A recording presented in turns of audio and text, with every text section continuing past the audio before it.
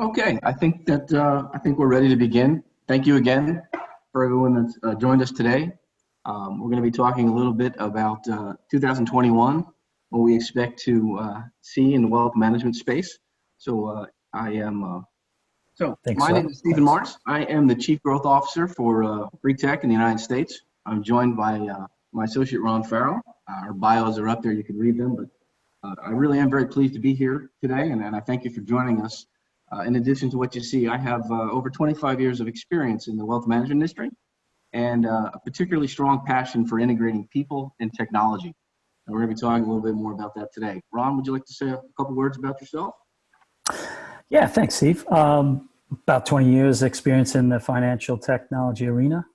Glad to be here today, heading up enterprise sales with the BRITech USA group. Thanks, Steve. Outstanding. Okay, Ron, you want to go ahead and we'll dig right in. Yep. Okay, so the signs of change are everywhere in terms of what we're seeing in 2021. Without a doubt, some of the changes that we're seeing are going to be staying with us, and we're seeing it in both how people behave and how they consume technology. You know, the convergence of technological, economic, and demographic trends are transforming the wealth management industry and everything else that we do. So at the end of the day, when we see this rising tech savvy investors bring their changing demands into the way that we all consume technology and work, it brings challenges to how we work with our customers, how we work with each other, and what we can expect from technology as it becomes increasingly ubiquitous. Ron, would you like to talk a little about the tech landscape? Yeah, well, I think what we're seeing, right, 2020, definitely presenting opportunities for us. And, you know, it's easy to go into a bunker, right, and kind of keep our heads down and let's just get through this. But recognizing the opportunity, I think, is really important. How, you know, you can see opportunity like improving customer servicing and potentially lowering costs, right? Or can we leverage better data sources more flexibly and improve accuracy? You know, those are the kind of decisions that are presenting themselves at the moment. Absolutely. And, you know, one of the things that's interesting as we talk about the technology landscape and tech savvy investors, it manifests as well in companies like BRITech and the way that we work and provide services to our customers. We're seeing, you know, developing fintech capabilities and customized products and increasingly different types of functions needing to be in our technology and the way that we communicate with our customers. Ron, you want to go ahead and move forward? So when we talk about what that looks like, the way that we're supported, the way that we're spending, the way that we're able to create a platform on which people and technology work together, it poses increasing challenges as it changes very, very quickly. A few points are on the slide here that we thought resonate. Ron, anything you'd like to add for any of those? Well, I don't think we were ready for that one yet, but you know, I think right now the lines between simple technology offering and a viable solution for the business, right, they're blurring, right? Those two worlds are combining. And so in order for technology to be effective, it really has to be seamless with a great service offering. I think that's what we're seeing. Yeah, and in terms of staging the conversation, you know, I think that, you know, the first couple of slides we went through in terms of what we're seeing, the way that we're changing the way that we work together, our expectations, and the way that impacts technology. You can go ahead to the next slide. This is where I think it really starts to come together. And at the end of the day, customer service is what everything really is about. And the way that we provide customer service, whether it's a wealth management platform or the data and the work that we do within that platform, we increasingly are challenged. We see it at BRITech, we're hearing it from our customers with the kind of the cycle of customer service. So in terms of staff, they constantly need training. The other technology that you utilize it's constantly changing. The industry requirements, you need to meet them. We need to anticipate them in some cases. The wealth management platform itself has to be the key to the entire cycle of the flow. And then the vendors that you need to work with on these different platforms and technologies. They have to be able to work together. And that poses a significant challenge for any of your key vendors. And what we're hearing increasingly is that very often that combination of service across all these different areas is hard to achieve and can be frustrating, particularly now as the way that we work changes. Ron, you want to go ahead to the next slide? Yep. I think we had a couple specifics there. Ron, do you want to speak to those? Well, I think you touched on a few of those points, right? You need all three. You need the technology, you need the skilled resources, and they have to be available to provide good service, right? It's a delicate balance, but you need all three.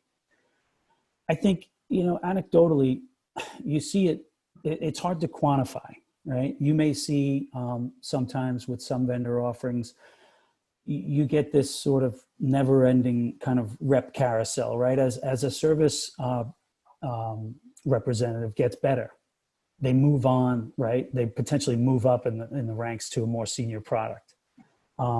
These things are hard to quantify, right? They take potentially a long time to explain and understand problems that you're having. I think, it's got to be consistent service. It's about trust, right? It's about putting your trust in an organization, and it can't just be for the latest versions of the latest products.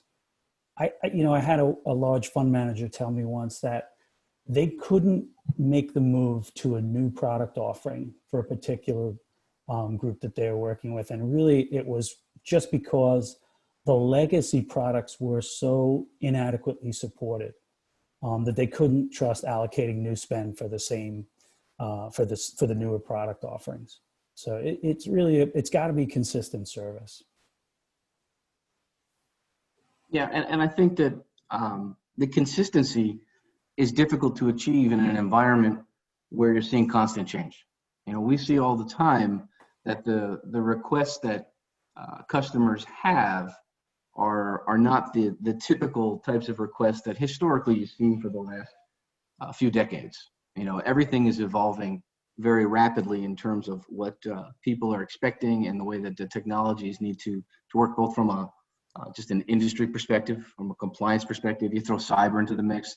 There's so much there to support, and increasingly as you need to be more proficient in narrower channels of expertise to really deliver solid advice and quality service, I think it becomes increasingly hard, and we're hearing that.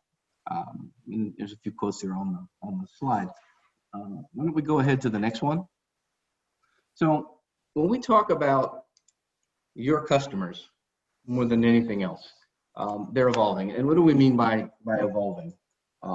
Technology today, we feel, is expected to be delivered at full capacity, if that makes sense. It seems to almost be ubiquitous in everything that we do. Everybody's attached to different types of technology, good, bad, or otherwise. And we're seeing that increasingly in our industry as well. People want to be able to consume the data that they need for whatever the purpose is in whatever manner they expect. So in this first one, we're talking about mobile, tablet, desktop, whatever it ends up being that is convenient for them. And there can't really be any difference in the experience. And because people are expecting to receive that multimodal experience, if you will, it puts everything in real time. We've lost some control over when and how we can deliver certain types of information.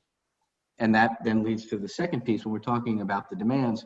It's been interesting in particular to me to watch an industry over a couple of decades change from investment advisory to asset management to wealth advisors. And it seems like now the next thing that we're going to have is life advisor and everything that goes with it. People just aren't looking for very specific advice on investments anymore. They really want a partner who can lead them through a lot of what life is going to throw at them and guide them and anticipate what exactly it is that will be put in front of them. And to that extent, part of anticipating and staying in front of things is being informed, whether it's to the market, being connected, or your technology. So, I think that clients are expecting advisors to stay at the forefront of technology, and the forefront of technology is very often a difficult place to be if you're not able to be focused on it. So again, in terms of serving your evolving investors, part of that is having a good technology partner so that you don't have to be so focused on the technology constantly, someone that you can trust and work with. Yep, Steve. I think you're right? We hear it a lot with the millennials, right? They expect to be able to get right in there and troubleshoot what they can right away. And, they may fire up a chat window, but they're already, elbow deep in it. And they, they'll want someone on a call if they need further help, right? Then you get, folks who are more senior, they may pick up the phone first and they'll wait in a queue, right? But, there's just those generational differences that we're seeing manifest themselves. Yeah, and Ron, I think if we want to continue that back and forth, I think there's a couple more points we can make. Speaking to this slide, the traditional investor, as you just had mentioned, is a little bit more patient. I think that they're more comfortable with less touch points. It seemed that reporting, which I know is infused throughout this webinar, in years gone by, it literally was reporting. Reporting now is really more about the consumption of data than just reports. So you have relationships that are built upon trust and performance, and you periodically meet. It was more of a check-in. So with your traditional investor, you're checking in, and it's easier to manage, I think. And although the millennials may not be driving a lot of the decisions in terms of where the wealth is today, it's certainly moving in that direction. I think what they are driving is how we interact with our advisors. So you've got the same piece with trust and performance, but the technology component is forcing us to be much more real time, if you will. And again, I mentioned it before, technology really is becoming ubiquitous, and it just needs to be there. It needs to work, and you can't have some of the challenges and the struggles with your platform and your technology that in very recent history was a pretty commonplace occurrence. It just needs to work to do what you need it to do. And in order for the technology to do what it needs to do, you have to have data. And this is the piece, I think, more than anything else, that over the last 5 to 10 years has evolved to a state that it impacts what we're trying to accomplish with technology more than anything else. If you think about the wealth management platform as a cube, if you will, and we'll talk about that kind of born digital concept a little bit later, but it all starts with getting data into the repository in a manner that is complete, clear, and fast. You have to be able to get it in a timely manner. And when we talk about complete data, very often that means complete data digitally available that can be consumed into a wealth management platform so that everything else that goes along with it can be worked in the manner that the workflows require. For years, this has been a challenge. I think there's been tremendous progress over the last 3 to 5 years. And because we can now get data in this manner, we're able to enhance and enrich it, which is really very important, because data in any of these systems coming from a disparate variety of sources needs to be in good form. And when we say good form, we just mean that it needs to be compatible and it needs to be intuitive so that it can serve whatever the advisor's purpose is when they present that information either internally for different areas or to customers on the outside, however they decide to consume it. So that concept of data elegance, again, is becoming increasingly important. And I don't think we're going to hit it right now, but one of the questions you can ask yourself as well is about data ownership. So in terms of who owns that data and then where it's stored. Ron, you want to go ahead and Sure. Move forward? I think you had a couple of points you wanted to make here. I think you're hitting it right on the head. There's an interdependency between these things, right? What type of customer servicing issues are being caused by, let's say, stale or inaccurate data, right? I mean, we know data is the lifeblood. I mean, without accurate data internally, right, you have zero decision support. You can't trust it. You can't trust the technology. And I think it's as simple as that. Yeah, and the other thing is we prepare to move on. When you're thinking about data and data costs and data coverage, and you think about historically on-premise software or even distributed cloud data that may or may not be with a single wealth management platform, you have to look at where some of those costs are occurring and how data moves in between some of those different islands. So Ron, you want to go ahead and hit the next slide? So the concept of born digital is really what drives that all together. And by born digital, and this is not our phrase, I'm sure we heard it somewhere else and liked it and borrowed it, but born digital is the difference between a wealth management platform that was architected to be a platform versus some of these legacy systems that have been ported to the cloud or have been made in a model where you've got multiple databases and you've got distributed data centers and you've got islands of data that sometimes can pose very difficult problems when you need everything to be consistent and compliant. So we'll go right to what you see on the screen. You know, consistent and compliant means throughout everything. Your modules that report performance numbers need to be the same when you look at it on different displays. It needs to be accurate. And we were talking about that before. And more than anything else, increasingly it needs to be intuitive. And that's one of the challenges with our consumption of technology. As these systems get more complicated, more complex, when they do more, we increasingly want them to be easier to use. And if you think about that, that's almost inversely proportional. The expectation and the deliverable are at ends with each other.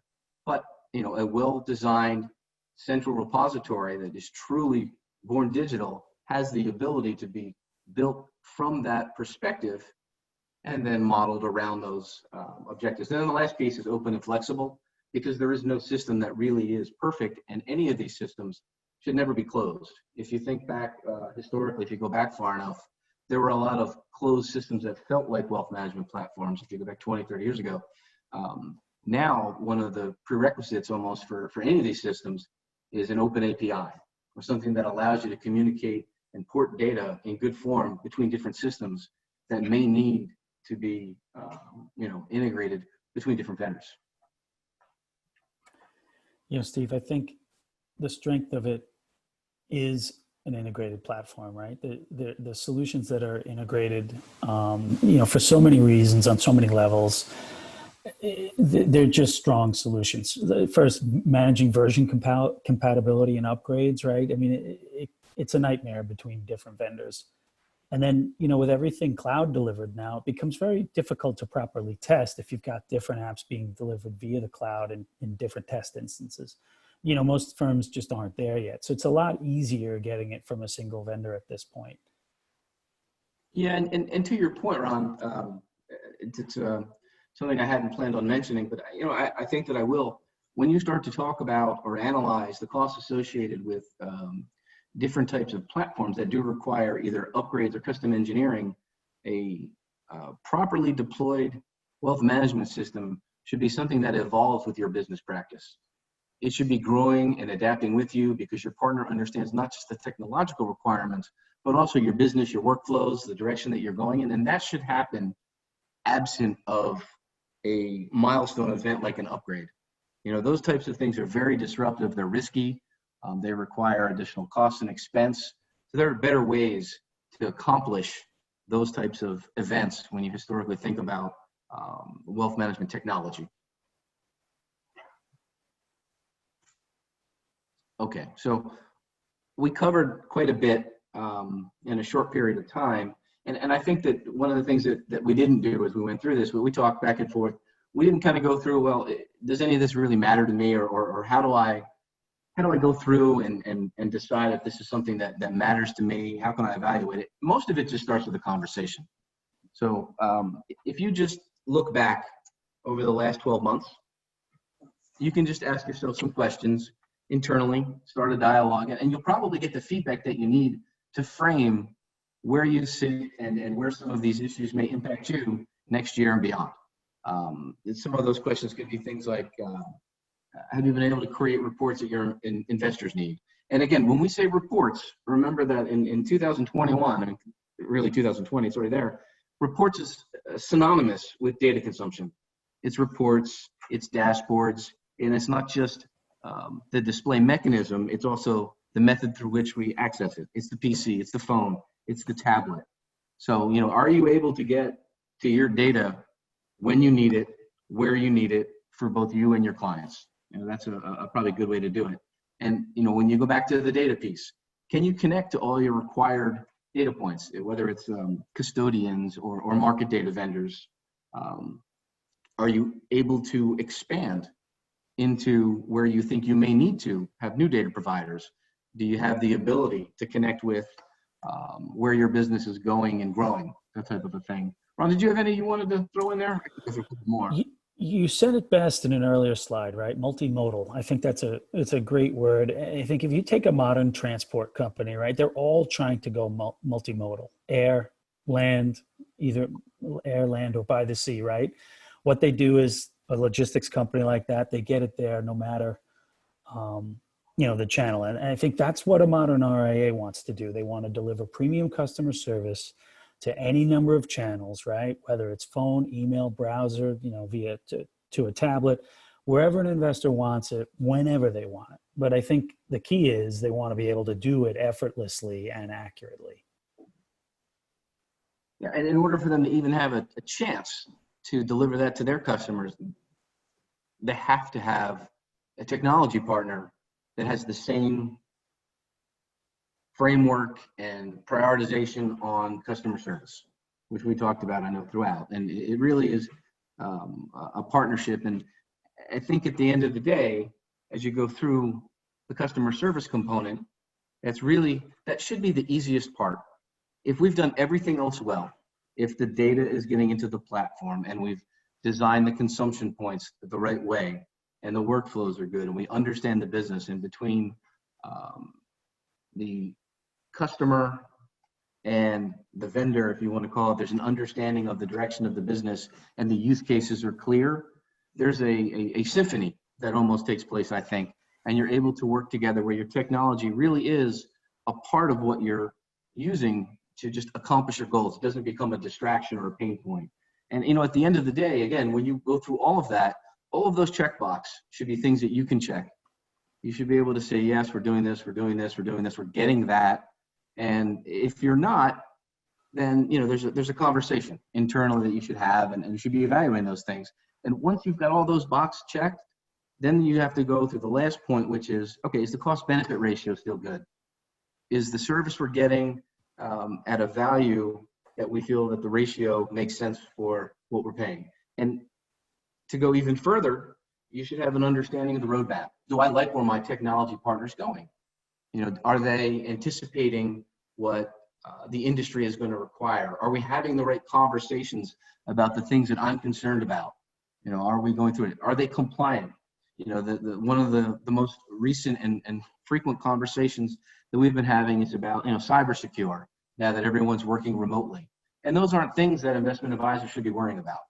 So the technology platform should be able to advise and guide and provide all of that so that they can focus on good customer service to their clients. And by way of delivering everything that we've talked about, your technology partner vendor is doing the same for you. Okay, I think we're nearing the end of the conversation, and I think we'll just recap a few things. I think we talked a lot about these. And again, Born Digital is, if nothing else, if you need a catchphrase coming out of this webinar, something that I think is really very important. Having been in the industry for decades and watching platforms and technologies move from on-prem to the cloud and then kind of aggregating and congregating into single databases that are deployed in the cloud and take care of what used to be multiple different functions and applications. That concept is something that you should review. Are we digital enough today? Do we need to be looking at how we tie some things together? We need to take a step in the direction of becoming more digital so that we can anticipate our customers' needs and provide better customer service and move everything forward in a customer-centric, customer service-focused way. Everything else that's on here, we talked quite a bit about, but I think for me, more than anything else, the Born Digital component brings it all together because it allows us to deal with data, function, workflows, consumption, future needs, societal changes in terms of the consumption of data. Ron, is there anything that you'd like to add there? I think that Born Digital concept, it just really speaks to the architecture of, a properly constructed platform. So I think it really is suitable suitable catchphrase there. Yeah, I think that what Born Digital should deliver is, faster, easier meetings with the end investor and the integration of the back, middle, and front office. That's a whole different conversation. I don't want to get too far into the weeds there, but those islands of data and technology should really be something that can be eliminated.